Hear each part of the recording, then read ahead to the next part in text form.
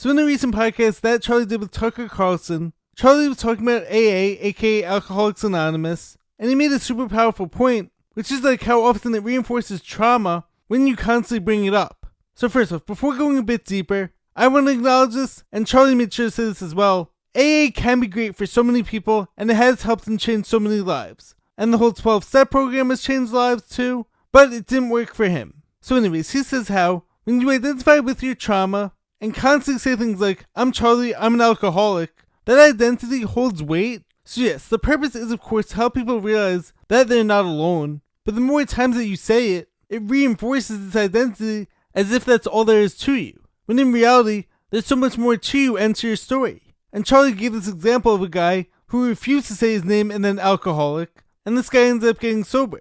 So the reason why I bring this up is because, as I'm always saying, people can change at any time and no one is just one thing. You can choose to rewrite your story at any time, so just because you were this thing yesterday, or even over the past 5 years, doesn't mean that you have to be that way forever. Another powerful point that Charlie made is how you're expected to keep coming back every week. Even if it takes forever! Now of course consistency is great, but in his case he saw it as, if I'm always identifying with my trauma, and I'm telling myself the same stories again and again, and I'm telling everyone I'm an alcoholic, how will I ever overcome that? And I see a lot of similarities with everything he was saying to my beliefs on modern medicine. So I'm a believer in terrain theory, and of course I have my own beliefs on the whole pharmaceutical industry and all the toxins, but beyond that, and of course beyond emergency situations, where of course modern medicine can be great, but beyond that, I believe that it teaches you to identify with your disease, and to even be proud of it.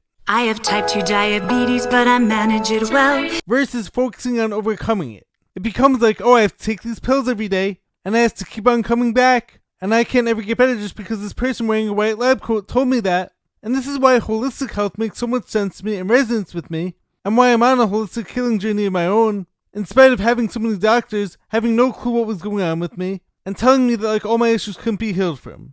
I never accepted that, and I never accepted any of these man-made labels for me, or any of these false identities. And this is why every time I've spoken about my whole life-threatening illness that I've been healing from, I always say I'm healing from it.